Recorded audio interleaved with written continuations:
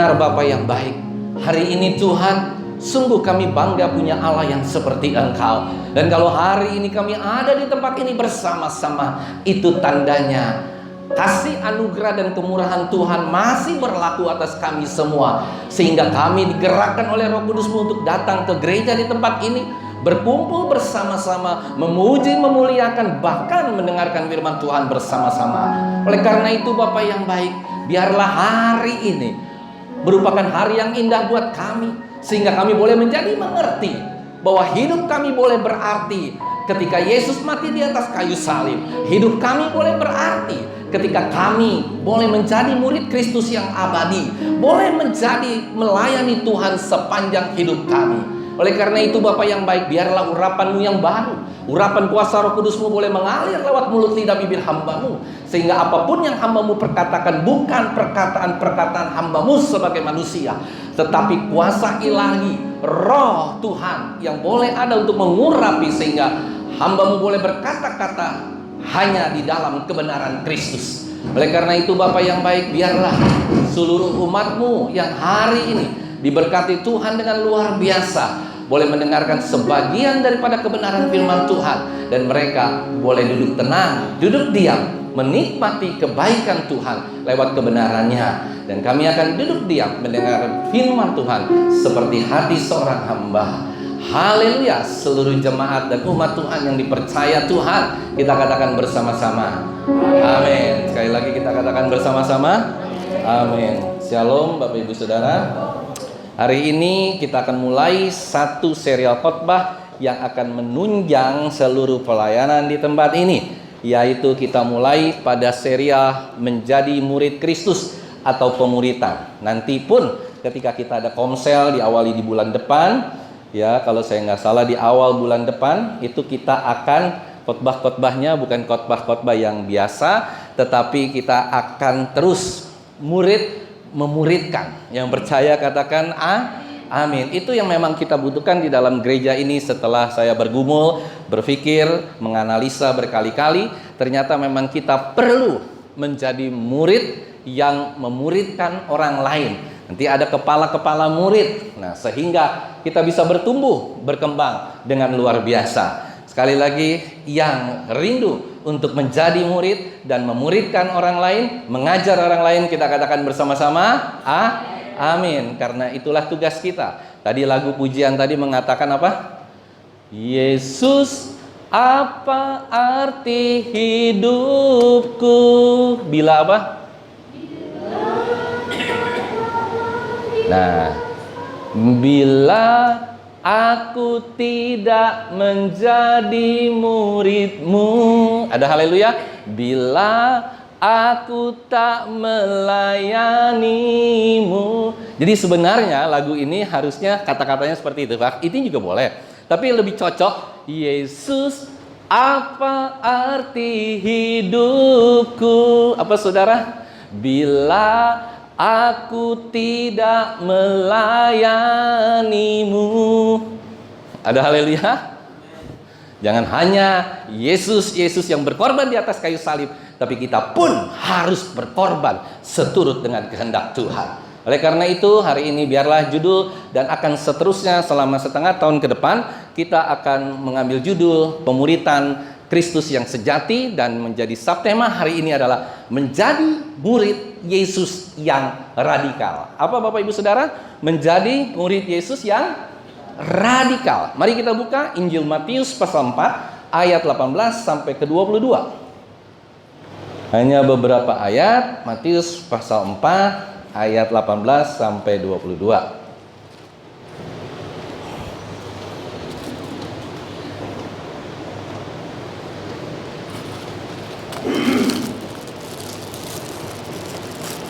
Sudah ketemu? Kalau sudah ketemu, kita bangkit berdiri, menghormati kebenaran firman Tuhan. Saya baca pada ayat 18, Bapak Ibu Saudara baca ayat 19, dan kita akan tutup bersama-sama di ayat 22. Matius pasal 4 ayat 18. Dan ketika Yesus sedang berjalan menyusur danau Galilea, ia melihat dua orang bersaudara, yaitu Simon yang disebut Petrus dan Andreas saudaranya. Mereka sedang menebar jala di danau, sebab mereka itu penjala ikan. Ayat 19. Yesus berkata kepada mereka, "Mari ikutlah aku, dan kamu akan menjadikan penjala manusia." Lalu mereka pun segera meninggalkan jalannya dan mengikuti dia. Ayat 21. Dan setelah Yesus pergi dari sana, dilihatnya pula dua orang saudara, yaitu Yakobus anak Zebedus dan Yohanes saudaranya, bersama ayah mereka Zebedus, sedang membereskan jalan ke dalam perahu. Yesus memanggil mereka. Haleluya. Ayat yang terakhir yuk kita baca bersama-sama. 1, 2, 3. Dan mereka segera meninggalkan perahu serta ayahnya, lalu mengikuti dia. Tuhan Yesus memberkati. Gereja kita hari-hari ini memang harus ke depan, harus merupakan gereja yang memuridkan murid. Bukan berarti selama ini kita nggak ada pemuritan. Ada. Contohnya ada pendalaman Alkitab, ada komsel, ada yang lain-lain. Tetapi hari-hari ini kita akan lebih fokus untuk mencapai kelompok pemuritan. Saudara, bagaimanapun kita, memang kita belum melakukan ini secara masif dan intensif. Ya, kita melihat tema besar ini, yaitu sebenarnya temanya adalah radikal discipleship. Artinya apa? Pemuritan yang bersifat radikal.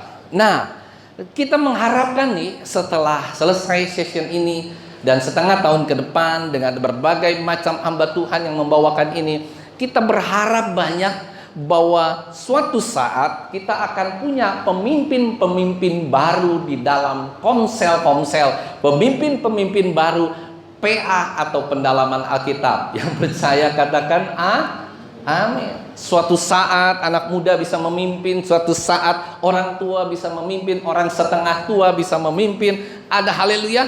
Nah, selaras dengan hal itu, sangat tepat kalau kita mau bicara soal pengiringan kita kepada Kristus. Pengiringan kita kepada Kristus ini, itu menandakan apakah sebenarnya kita ini sungguh-sungguh mengikut Kristus, atau kita ini hanya sebagai penggemar Kristus. Ada haleluya. Kita ini sungguh-sungguh mengikut Kristus, atau kita ini hanya sebagai penggemar Kristus. Katakan kiri kananmu, pengikut atau penggemar. Tos dulu kiri kananmu, pengikut atau penggemar. Beda lu saudara. Bapak ibu saudara, itu dua hal yang berbeda. Jadi kalau Bapak Ibu Saudara menggemari saya sebagai seorang aktor, lah kok ketawa? Jangan gitu dong, jangan menghina ketawanya. Terus saudara jadi penggemar sama saudara mengikuti saya beda. Yang percaya katakan amin. Kalau saudara sebagai penggemar, hanya saudara mengikuti ketika saya ganteng seperti ini, ketika saya lagi performance-nya bagus. Tetapi ketika saya sudah tua, peot, terus sudah suaranya sudah, saudara-saudara, hari ini kita akan dengar kebenaran firman Tuhan. Yang percaya katakan amin. Apakah saudara masih jadi pengikut saya? Belum tentu. Berarti Bapak Ibu Saudara jadi penggemar. Siapa di sini yang suka menggemar band Dewa? Ada? Yang rambutnya gondrong kayaknya tadi band Dewa tuh ya kan, mirip-mirip si Ahmad Dono ya kan. Nah jadi Bapak Ibu Saudara, penggemar dengan pengikut itu berbeda. Kebanyakan orang Kristen hari-hari ini hanya jadi penggemar Tuhan kita Yesus Kristus, bukan pengikut. Kalau pengikut 24 jam dia ngikutin. IG-nya dia ikutin, gerak-geriknya di sosial media dia ikutin, kemana posisinya, location-nya dia tahu. Waduh, ini Pak Gembala lagi di sini. Itu namanya pengikut Kristus yang terus-menerus. Nah, dalam teks khotbah saya pada hari ini, kita menemukan sesuatu hal yang menarik, Bapak Ibu Saudara. Nah, kita tahu ini sudah sering diulang-ulang oleh berbagai macam pengkhotbah. Orang-orang yang datang dan menggabungkan dirinya kepada Kristus. Tetapi sesuatu hal yang berbeda. Jadi gini bedanya Bapak Ibu Saudara. Kalau pelayanannya rabi-rabi, pelayanannya para orang Farisi atau rabi-rabi lah ya zaman itu pelayanannya mereka menunggu orang datang. Ada amin saudara? Beda. Yesus dari awal ketika dia baru selesai dicobai di mana? Di padang gurun. Dia langsung pelayanan, turun, langsung mencari murid. Ada amin saudara? Berbeda. Jadi kalau rabi-rabi ini sifatnya nunggu, pasif, dan ketika ada orang-orang datang baru mereka itu digabungin jadi murid Yesus. Tetapi Yesus itu tidak demikian. Dia berkeliling mencari murid. Itu pola kerja ilahi. Dan ingat baik-baik, Allah itu konsisten di dalam mencari muridnya. Bapak Ibu Saudara masih ingat waktu pertama kali kejadian Adam dan Hawa jatuh ke dalam dosa. Siapa yang mencari Allah? Kah mencari Adam dan Hawa? Atau Adam dan Hawa mencari Allah? Adam dan Hawa mencari Allah? Tidak. Allah mencari Adam, Adam, di manakah engkau berada? Jadi rupa-rupanya ini memang inisiatif Allah. Waktu Allah turun ke dunia ini sebagai Yesus Kristus, waktu dia dilahirkan, itu inisiatif 100% Allah. Manusia tidak akan pernah bisa mencari Yesus. Manusia tidak akan pernah bisa sebagai orang berdosa. Coba kalau kita ingat dulu masa lalu kita ketika kita sedang berdosa. Bisakah kita mencari Allah di tengah kita mabuk-mabuk? Bisakah kita mencari Allah di tengah kita sedang berjudi? Bisakah kita mencari Allah ketika ada kenikmatan dunia? Ketika kita sedang berzina? Ketika kita sedang mencuri? Mungkin kita ketika sedang membunuh orang? Kita tidak akan pernah bisa mencari Allah. Ada haleluya. Allah lah yang mencari manusia untuk diselamatkan. Itu konsep Allah yang sampai hari ini tetap dia lakukan. Dan seharusnya menunjukkan suatu proses rekrutmen yang luar biasa. Bukan rekrutmen yang menurut hitungan manusia, tapi rekrutmennya Allah. Sejak awal Bapak Ibu Saudara, Yesus itu sudah mengajar bahwa murid-muridnya itu harus bisa mengajar. Dan ketika murid-muridnya ini bisa mengajar, dia baru bisa memuridkan murid lain. Oleh karena itu, Yesus itu kerjaannya, perjalanannya keliling sampai ke Danau Galilea. Sampailah dia ke Danau Galilea. Saudara lihat, murid-muridnya ini sampai ke Danau Galilea. Kalau Bapak Ibu Saudara perhatikan, dari Matius pasal 4 ini sampai Matius pasal 9, itu adalah peristiwa pemuritan Yesus kepada murid-muridnya. Nah, di Matius pasal yang ke-10 ayat 1 sampai 15, Bapak Ibu Saudara nanti baca di rumah ya. Kita lihat satu ayat saja. Matius pasal 10 ayat 1 sampai 15, tapi kita nggak baca semua. Nanti mohon baca di rumah. Kita lihat di sini, Yesus memanggil ke-12 muridnya dan memberi kuasa kepada mereka untuk mengusir roh-roh jahat dan untuk melenyapkan segala penyakit dan segala kelemahan. Jadi ketika Yesus sudah memuridkan muridnya semua, baru dia mengutus. Jadi ada dua tahapan saudara. Dia memuridkan dulu murid-muridnya, baru dia mengutus. Dan akhirnya terakhir di Matius pasal 28 apa saudara? Jadikanlah segala bangsa muridku. Nah inilah satu perjalanan murid Yesus itu langsung diutus. Jadi saya mau katakan begini, berbeda konsep rabi dengan konsep Yesus. Kalau Yesus itu ketika dia merekrut tadi siapa? Petrus. Ketika dia merekrut Petrus, ketika dia merekrut Andrea, apa yang dilakukan saudara? Yang dilakukan adalah ayo kita bersama-sama langsung praktek melayani. Besoknya lagi dia rekrut lagi si A, langsung praktek melayani. Berbeda dengan rabi-rabi. Rabi-rabi disuruh belajar dulu, baru 5 tahun kemudian baru melayani. Jadi Yesus ini sungguh luar biasa. Dia di dalam konsep melayani, di dalam konsep memuridkan. Dia itu nggak pandang bulu apakah dia seorang nelayan, apakah dia seorang yang miskin, apakah dia seorang yang ini.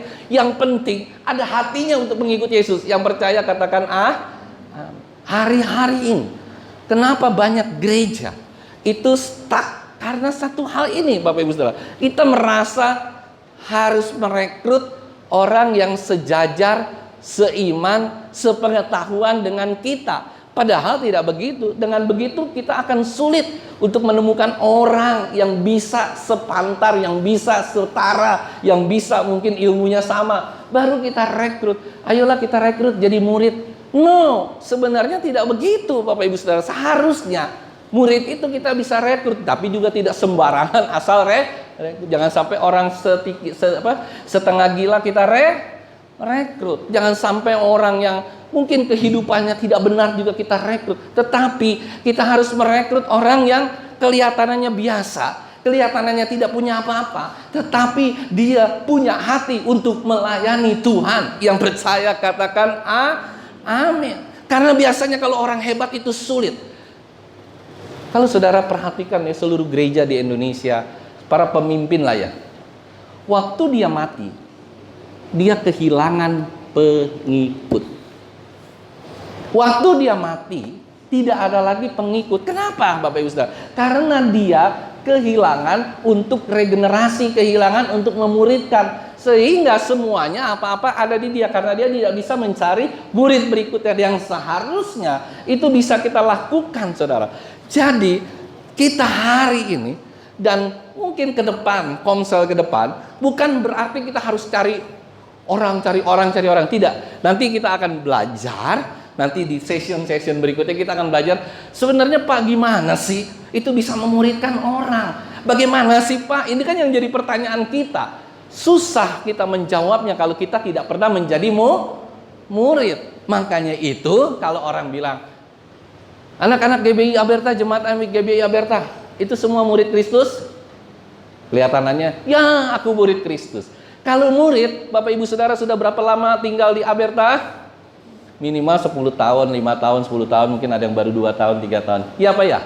Harusnya sudah berbuah. Seharusnya sudah memuridkan murid lain. Karena murid itu jangan sampai belajar terus. Ada haleluya.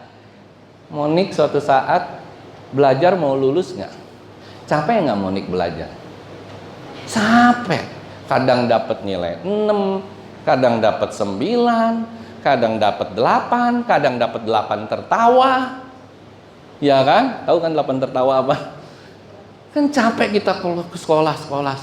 Nah, suatu saat kita pengen lulus. Mau sekolah terus atau mau lulus? Ada haleluya. Mau sekolah terus atau mau lulus? Mau lulus. Kalau kita lulus, maka kita bisa berkarya, kita bisa memuridkan orang yang lulus dari kuliah, lulus dari sekolah, dia harus bisa bekerja.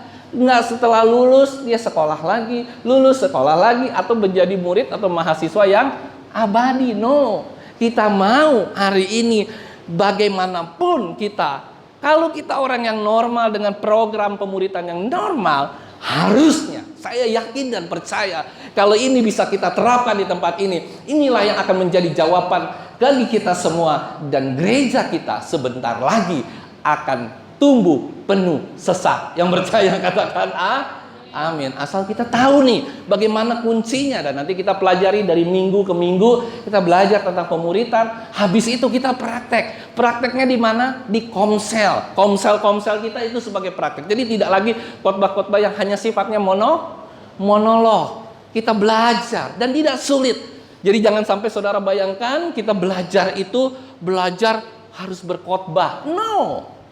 Khotbah itu tugasnya orang-orang hamba-hamba Tuhan, pendeta. Tapi kita sifatnya hanya sedikit saja sharing pengalaman pribadi dengan pengalaman pribadi dengan Tuhan, ya kan, betapa baiknya Tuhan. Ya, juga tidak hanya baiknya Tuhan, betapa kita juga sering menghadapi pergumulan. That's all. Kita belajar memuridkan satu demi satu. Dan saya yakin dan percaya ketika mereka melihat itu kepada kita, maka mereka ingin belajar. Karena tidak bisa tidak, yang namanya murid Kristus harus memuridkan. Yang percaya katakan waktu Yesus Kristus naik ke surga, apa yang keluar dari mulut Yesus Kristus? Jadikanlah semua bangsa menjadi muridku. Itu memang tujuan Kristus yang utama. Jadi kalau manusia, umat Tuhan tidak menjadi murid dan tidak memuridkan, apa artinya? Apa tadi? Gimana lagunya? Hah? Yesus arti hidupku, bila aku tak melayanimu. Terus apa tadi terusannya? Yang terbaik kan ku berikan, seluruh hidupku. Ada haleluya? Ya agak sedikit direvisi lagunya. Tapi saya yakin dan percaya, kalau Bapak Ibu Saudara, arti hidup kita ini harus berarti. Jangan sampai hidup kita di dunia ini tidak berarti, dan ketika kita pulang ke rumah Bapa di surga, apa yang saudara sudah lakukan? Nothing. Ayo Bapak Ibu Saudara, sebelum engkau dipanggil oleh Tuhan, katakan kiri kananmu, sebelum engkau dipanggil oleh Tuhan, jadi murid dan memuridkan. Ayo kita statement ini, sebelum dipanggil Tuhan, jadi murid dan memuridkan. Ayo sebelum dipanggil Tuhan. Ayo sebelum dipanggil Tuhan. Loh iya bener kan, kita nggak pernah. Tuhan, murid dan memuridkan. Saya yakin dan percaya, kalau saudara berjanji hari ini begini, saudara nggak akan dipanggil-panggil sama Tuhan. Ada haleluya. Siapa yang mau dipanggil Tuhan? Tidak mau. Jadi sebelum kita dipanggil Tuhan, kita harus jadi murid dan memuridkan sesama. Yang percaya katakan amin. Untuk itulah umurmu diperpanjang. Ada haleluya. Yang udah umur 60 mungkin jadi 80. Yang percaya katakan Yang 80 ya tambah 10 lah, jangan banyak-banyak. Yang 50 boleh tambah 40 kayak saya. Ada haleluya. Jadi saudara, kalau mau hidupmu sejahtera, panjang, luar biasa, dan satu hal, ketika saudara melayani Tuhan, ketika saudara memuridkan orang lain, beda. Dalam hati saudara, saudara akan on fire terus dalam hidup. Padahal kalau kita hanya nyari uang, kita hanya bekerja, suatu saat saudara pasti pasti akan jenuh, loyo, jenuh. Aduh, perasaan apa ya? Itu karena kita kosong. Tapi kalau kita melayani, kita bekerja, kita melayani, kita bekerja, kita melayani, pasti akan terus on fire dalam hidupmu. Ada amin saudara? Sebelum dipanggil Tuhan, kita rindu melayani Tuhan. Yang percaya katakan kalau sudah rindu melayani Tuhan, nggak akan pernah dipanggil-panggil oleh Tuhan buru-buru. Walaupun ada lagu pujian yang mengatakan apa tuh, hari Tuhan? Dengar dia panggil nama saya. Ya kan? Dengar dia panggil namamu. Waduh, jangan dulu ya. Yang penting. Nah, jadi apa artinya nih kita menjadi murid? Yang pertama ayat 19 yang kita harus lihat tadi. Matius pasal 4 ayat 19. Apa tuh Bapak Ibu Saudara? Menjadi murid. Matius pasal 4 ayat 19.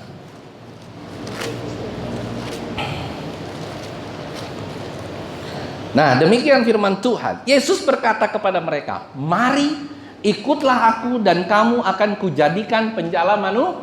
Tapi dalam bahasa Yunaninya nggak seperti ini.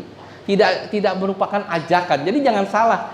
Yesus ketika dia mari itu adalah terjemahan bahasa Indonesia. Tapi penerjemahan yang sesungguhnya adalah langsung dia straight to the forward. Bahasa Yunaninya, dia straight to the forward, dia katakan, "Ikutlah aku." Perintah saudara, ikutlah aku dan aku akan menjadikanmu penjala manusia. Jadi bukan kamu akan menjadikan penjala manusia, tidak, tapi aku akan menjadikanmu menjadi penjala manusia.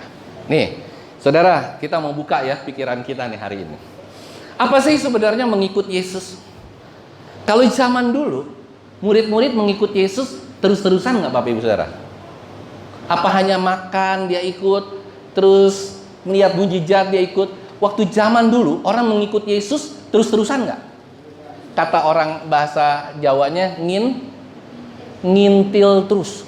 Jadi orang itu kalau jadi murid Yesus, itu kemana Yesus pergi, dia akan ikut. Dia tidak akan pergi kemana-mana. Jadi orang yang saat itu kalau ngikut Yesus itu harus 24 jam. Baik keadaan enak, baik keadaan tidak enak. Dan ini bukan merupakan anugerah murahan, tapi ini anugerah yang besar, anugerah yang mahal, bukan sekedar ikut-ikutan. Nah, tapi kalau pergi penggemar itu beda. Waktu dia mengikut Yesus, Ya kan? Yesus bilang apa? Tuhan apa? Adalah gembalaku. Terus takkan kekurangan aku. Terus Dia membaringkan aku. Berarti, nah, banyak orang Kristen yang hanya berhenti sampai di situ.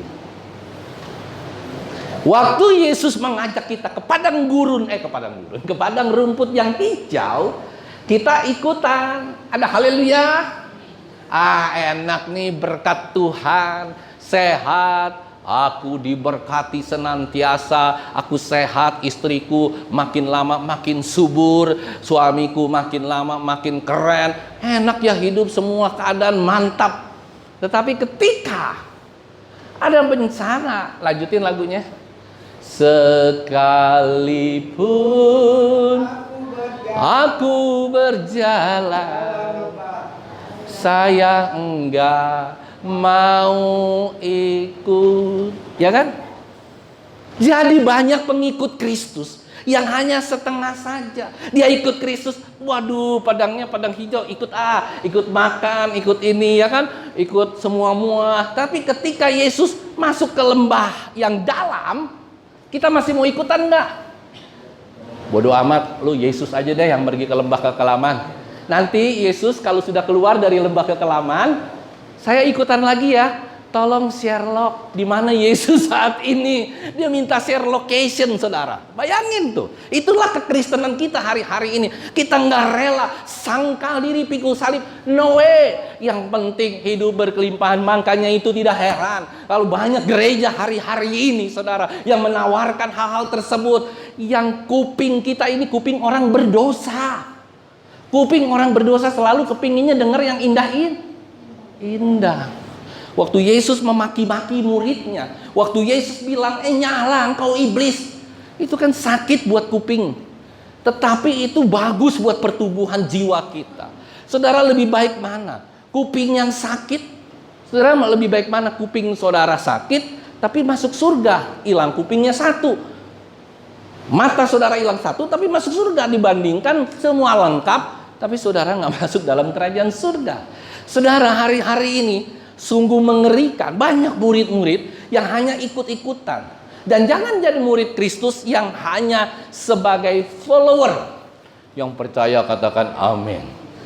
Anak-anak muda tahu kan follower apa? Kita sering follow orang nggak? Wah, ini kalau artis kita follow. Gimana sih kehidupannya? Terus kalau kita udah nggak seneng sama artis itu, kita unfollow. Nggak beres nih. Ya kan, pendeta juga gitu. Waduh, kata-katanya bagus, ini giliran kata-katanya nyelekit, set. Nggak benar ini pendeta, unfollow. Kristus tidak pernah mencari follower. Garis bawah itu. Jadi ngeri ya. Kalau kita lihat nih, secara keseluruhan kita lihat gereja besar. Saya nggak alergi dengan gereja besar, tidak. Cuman kita lagi lihat fenomena. Gereja besar, kalau semua orangnya kelihatannya hebat, followernya banyak. Tapi ketika mungkin pemimpinnya melakukan sedikit aja kesalahan, kesandung aja sedikit, kepleset sedikit, semua rata-rata unfollow. Karena kenapa? Mereka tidak dididik di dalam pengajaran-pengajaran yang serius tentang Alkitab. Jadi mereka hanya jadi penggemar. Ketika bagus, ketika luar biasa penggemar. Tapi kita di tempat ini jangan menggemari saya, sekalipun saya memang capable untuk digemari oleh sesama manusia. Ada haleluya. Tapi gemarilah Yesus yang kita sembah. Yang percaya katakan amin. Jangan melihat saya, tapi lihatlah Tuhan. Ikutlah Dia sepanjang kehidupan. Hidup kita harus menjadi pengikut dan bukan menjadi penggemar. Saudara, kalau kita menjadi pengikut, berarti kita sudah secara tidak langsung, yang pertama menjadi murid berarti mengikut Dia. Kalau sudah menjadi pengikut Kristus, maka kita akan semuanya meniru gaya hidupnya. Yang percaya katakan amin. Gaya hidup Kristus apa, saudara? Rendah hati, rajin berdoa. Kalau dihajar pipi kanan kasih pipi Coba, di antara kita sudah belum punya gaya hidup seperti Kristus? Ada haleluya, dihajar pipi kanan, tonjok, ya kan, dihajar lagi, pakai samurai, ya kan? Nah itu kita gaya hidupnya masih jauh. Dan bagaimana caranya supaya kita bisa seperti Kristus? Kita harus belajar. Nih, saya mau kasih tahu satu hal ya. Ada yang nanya saya begini suatu saat, kapan gitu, saya agak-agak lupa. Pak, saya udah jadi murid Bapak. Ada satu satu persekutuan doa, ada yang jadi penggemar saya. Penggemar saya kira-kira wanita apa perempuan? Kira-kira wanita apa pria? Wanita ada, pria ada, saudara ya. Nah, suatu saat dia bilang gini, Pak, saya nggak perlu datang ke gereja Bapak lu, Pak. Ah, kenapa? Saya udah jadi murid lu, Pak. Walaupun seumuran gitu, tapi dia panggilnya Pak. Kan dia. Ah, yang benar, gimana caranya?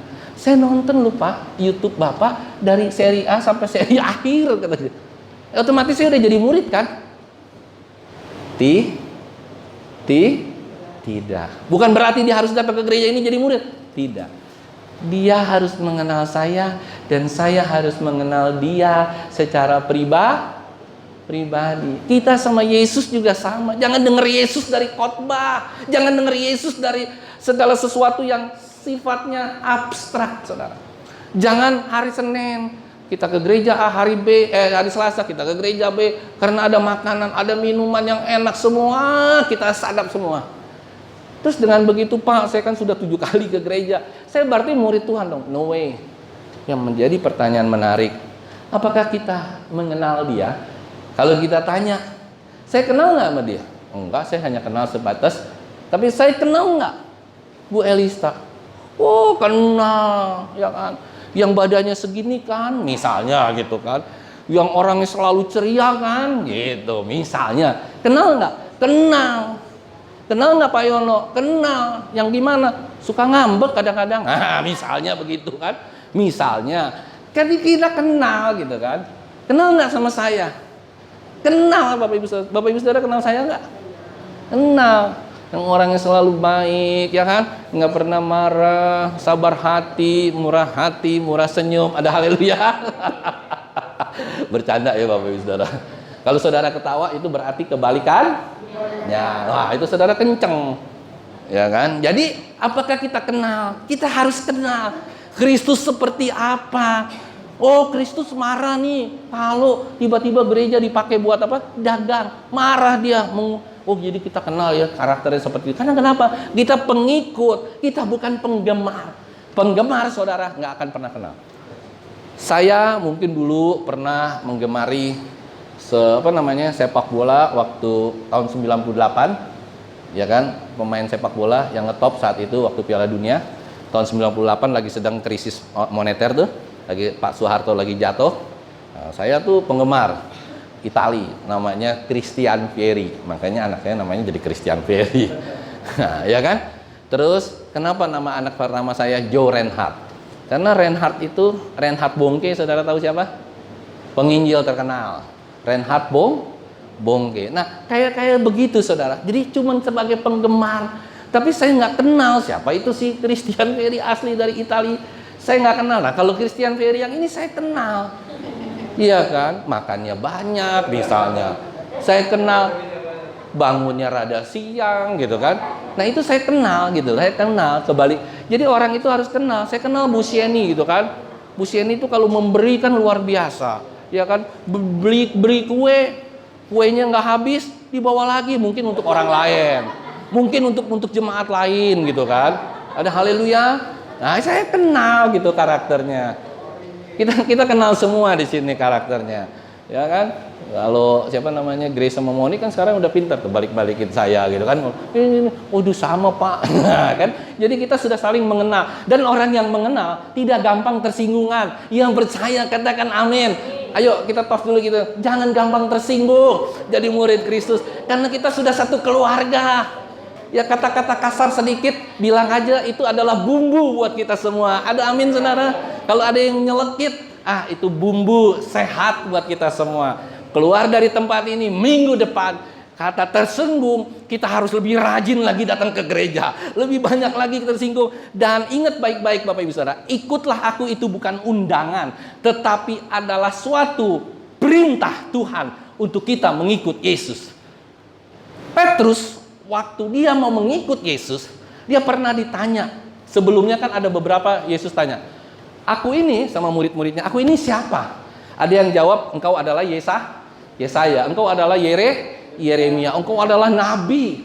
Tapi Petrus dengan sangat lugas menjawab, dia apa saudara? Engkau adalah Mesias. Petrus kenal Yesus gak? Pasti kenal. Nah, tapi rupa-rupanya baru saja dia bilang Yesus adalah Mesias. Ini bahaya nih saudara, perhatikan baik-baik. Dia mengenal Yesus, ya, tapi mungkin hanya sebagian. Waktu Yesus bilang gini, murid-murid, sebentar lagi aku akan dibunuh di Yerusalem. Ingat gak Bapak Ibu Saudara? Ya kan, aku akan disalib nih, aku akan dibunuh. Petrus bilang apa? Tuhan jangan ngomong gitu deh. Ya kan, Tuhan gak akan disalib, tenang aja. Kan Tuhan Yesus yang luar biasa. Yesus bilang apa saudara? Nyahlah engkau iblis. Ya kan, nyahlah engkau iblis. Karena apa? Karena itulah yang kita rindukan. Bukan hanya yang bagus-bagus mengikut Yesus, tetapi mengikut Yesus yang jelek juga kita ikut. Yang percaya katakan amin. Kalau orang tuamu jahat, orang tuamu bawel, istrimu jahat, istrimu bawel, suamimu jahat, suamimu kasar, suamimu bawel, engkau tetap mengikut Yesus. Ada haleluya. Hanya Yesus, hanya Yesus, hanya Dia beri damai senang, Dia hiburkan. Itu saudara, sekali Yesus tetap Yesus. Ada haleluya. Jadi jangan sampai kita hanya sampai di padang rumput hijau, tapi nggak pernah mau turun ke dalam lembah kekelaman. Jangan sampai begitu. Yang kedua, saudara, tadi yang pertama, mengikuti Yesus berarti benar-benar serius mengikuti Yesus. Yang kedua, menjadi murid itu berarti menjalankan misinya Tuhan. Coba kita lihat Matius yang sama 4 ayat 19b. Apa misinya Tuhan? Dan kamu akan kujadikan penjala manusia. Saudara, ini adalah pemuritan. Jadi waktu Yesus ngomong itu, bukan Yesus ngomong asal-asalan, tapi memang dia mau memuridkan orang lain lewat si Petrus. Sebagian orang kurang percaya diri untuk memuridkan orang lain. Ya apa ya Bapak Ibu Saudara? Pak Budi, Bu Budi, ya apa ya? Kayaknya nggak bisa ngomong nih saya. No, pemuritan itu bukan orang yang pinter bicara. Kalau orang khotbah itu memang punya seni public speaking. Dia bisa berkhotbah, dia bisa intonasinya naik turun. Itu adalah public speaking. Ya, itu memang harus dipelajari. Tetapi untuk memuridkan teman kita, kita kasihan dia akan masuk ke dalam kebinasaan. Kita hanya perlu tadi berbagi informasi, berbagi tentang kebaikan Tuhan, berbagi pengalaman hidup kita. Jadi, apakah hari ini ada alasan untuk kita tidak mau menjadi murid Kristus? Ada amin, saudara? Mulai hari ini ada yang mau tos gak? Mulai hari ini aku jadi murid dan memuridkan orang lain. Ayo tos dulu. Jadi murid dan memuridkan orang lain. Siapa yang mau katakan amin dan tos kiri kananmu. Ayo dong, tos kiri kananmu. Masa hanya 1-2. Tapi jangan merupakan keterpaksaan ya. Ya. Kalau saudara belum mau dipanggil Tuhan, layani Tuhan. Yang percaya katakan hidup ini apa? Adalah kesempatan. Hidup ini untuk melayani Tuhan. Terus sia-siakan apa yang Tuhan beri. Hidup ini harus jadi berkat. Oh Tuhan, pakailah hidupku. Selagi apa saudara? Selagi aku jatuh stroke gitu, enggak kan? Selagi aku masih kuat. Selagi aku masih kuat, aku bersemangat melayani Tuhan sampai Tuhan mencabut nafas dari hidup kita, kita akan bilang, thank you Lord. aku sudah belajar melayani Tuhan, aku sudah belajar sharing, aku sudah belajar menjadi penjala manusia. Dan hati-hati, ini perintah Tuhan.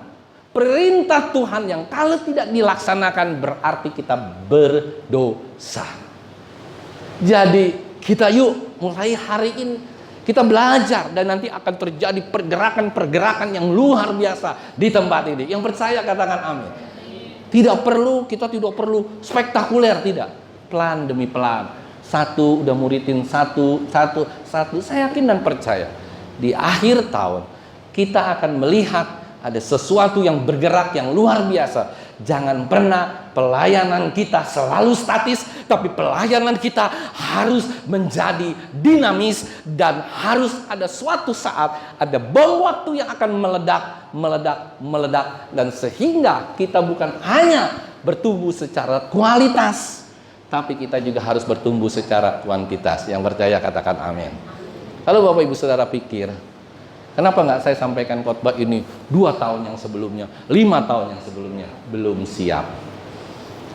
Hari ini, ketika saya berdoa semalam, konfirmasi sama Tuhan, sudah Tuhan, siap nih untuk kita memuridkan pengajaran dari A sampai Z, sudah lakukan PA. Ya, oke, kita coba. Ada amin saudara? Kita mau coba semua? Haleluya. Mulai minggu depan kita belajar lagi. Di Komsel kita belajar. Nanti suatu saat Bapak Ibu Saudara akan tergerak hatinya untuk melayani Tuhan. Dan sampai sepanjang umur kita terus aktif melayani Tuhan. Tapi yang memang ada harga yang harus kita bayar untuk sebuah pemuritan. Coba kita lihat ayat 20, 21, 22. Yuk kita baca berganti-gantian ya. 20, 21, 22. Lalu mereka pun segera meninggalkan apa saudara? Jalannya dan mengikut dia. Ayat 21.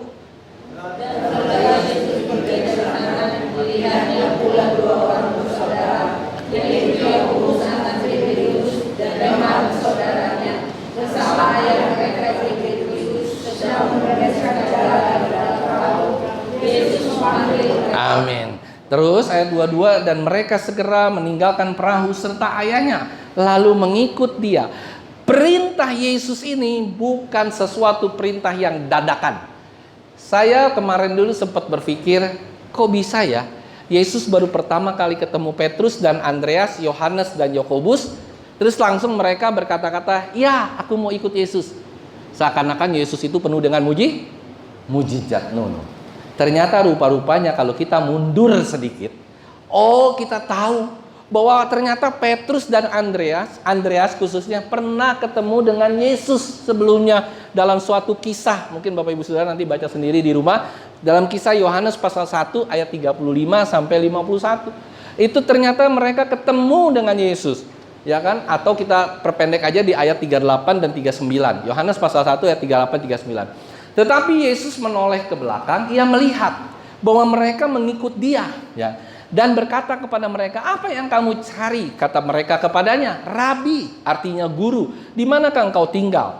Ia berkata kepada mereka, marilah dan kamu akan melihatnya. Mereka pun datang dan melihat di mana ia tinggal. Dan hari itu mereka tinggal bersama-sama dengan dia. Waktu itu kira-kira pukul 4. Jadi sudah ada pertemuan yang sebelumnya. Yesus waktu mau memuridkan muridnya dia, ya, yang merupakan namanya si Petrus, dia sudah ada pertemuan sebelumnya. Kita pun sama. Kita nggak akan pernah bisa memuridkan orang lain kalau kita tidak pernah jadi murid. Guru kita itu dulunya murid bukan? Hah? Jadi kalau guru sombong-sombong, ya, Monik, Maghrib, Bu, ibu kan dulu juga murid. Dia pernah jadi murid sebelum jadi guru. Jadi itu Bapak Ibu Saudara. Jadi harus kita pahami bahwa rupa-rupanya mengikut Yesus itu memang dia harus ada yang signifikan sebelumnya. Dan mengikut Yesus dia harus meninggalkan, apa tuh yang pertama? Meninggalkan jalannya. Artinya harus meninggalkan harga yang harus dibayar. Harus meninggalkan pekerjaannya. Nah ini yang susah. Ini yang sering kali salah kaprah di dalam kekristenan. Zaman dulu memang benar Bapak Ibu Saudara. Sekarang gini, saya mau tanya. Kenapa Yesus waktu itu bilang, Petrus, kalau engkau mau mengikut aku, engkau tinggalkan jalamu, engkau mengikut aku. Karena zaman itu pekerjaan tidak bisa paralel. Ya apa ya saudara?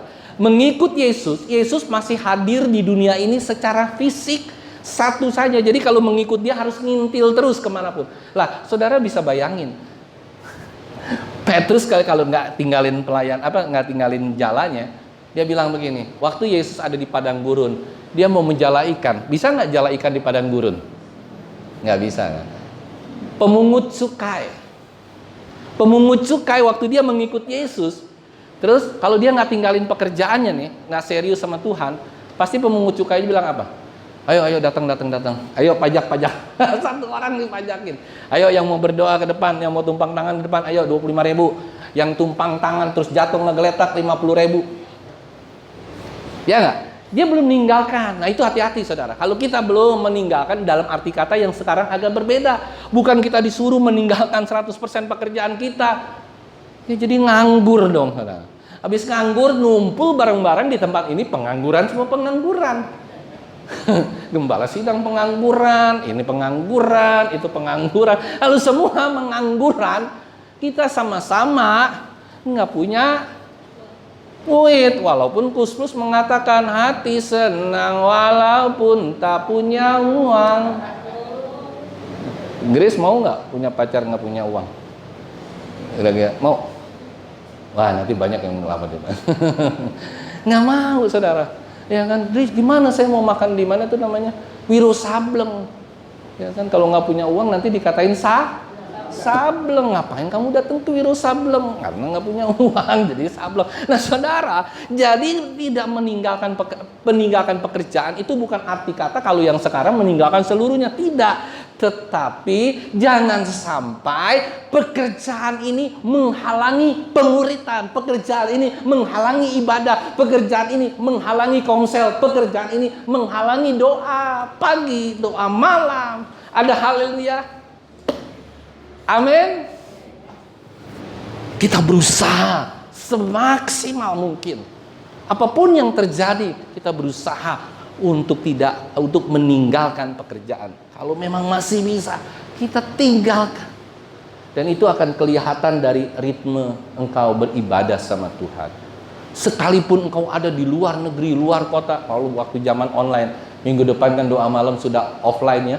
Waktu zaman masih online, kita di mana-mana tetap harus beribadah. Kecuali sakit, benar-benar total, lemes badan, nggak bisa apa-apa. Oke lah kita istirahat. Tetapi selagi kita masih bisa kemanapun kita tuju. Makanya saya juga nanti pengen bikin selain doa malam kita juga offline saudara. Tapi kita juga bersemangat untuk bisa menyajikan ini online. Tetapi mereka hanya bisa mendengar. Mungkin bagi jemaat yang jauh. Tapi kalau yang dekat, kalau bisa kita kumpul bersama-sama. Yang percaya katakan amin saudara. Jadi yang pertama Tuhan mau kita meninggalkan pekerjaan kita, tetapi bukan meninggalkan. Yang kedua, yang terakhir dan kedua, kita baca ayat 22. Apa yang ditinggalkan oleh sebuah pelayanan? Dan mereka segera meninggalkan perahu serta siapanya yang ditinggalkan lagi? Ayahnya. Ayah itu berarti soal keluarga. Di sini bukan mengandung arti kita harus meninggalkan ibu bapak kita. Tidak. Kita tidak bilang enggak, pokoknya enggak ada ibu bapak. Yang penting aku. Bukan, saudara. Tapi meninggalkan ibu bapak ini adalah kita lebih mengasihi Tuhan dibandingkan mengasihi seorang ibu atau seorang ayah. Karena kenapa? Mungkin suatu saat kita akan diperhadapkan pada satu situasi dan kondisi yang sulit. Bagaimana? Apakah tetap melayani ataukah tetap mengurus orang tua kita? Itu harus jadi pertimbangan yang benar supaya kita boleh mendapatkan sesuatu yang benar.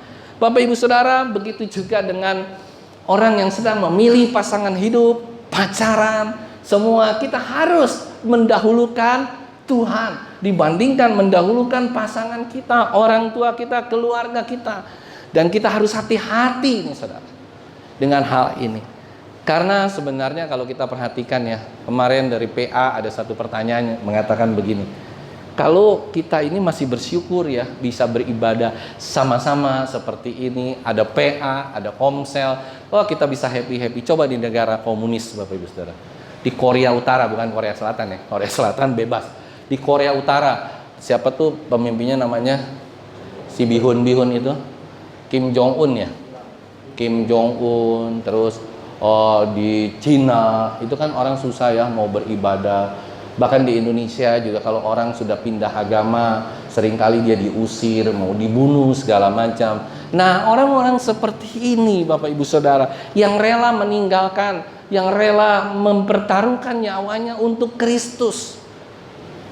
Kita harus hati-hati dengan semua ini. Banyak orang yang hari-hari ini sudah meninggalkan pelayanan. Beberapa murid-murid saya, baik murid sekolah, dulu saya punya beberapa murid sekolahnya bukan sekolah biasa tapi sekolah IT ya, itu dulu aplikasi Fortran dan yang lain. Saya lihat dulu dia masih melayani. Terakhir saya tanya, kenapa nggak melayani lagi? Habis saya baru nikah, Pak. Rumah jauh ini. Terus bukan di gereja kita ya, dia di tempat lain. Terus kenapa lagi nggak melayani? Baru punya anak, Pak. Terus anaknya baru mau gede, punya anak lagi, Pak.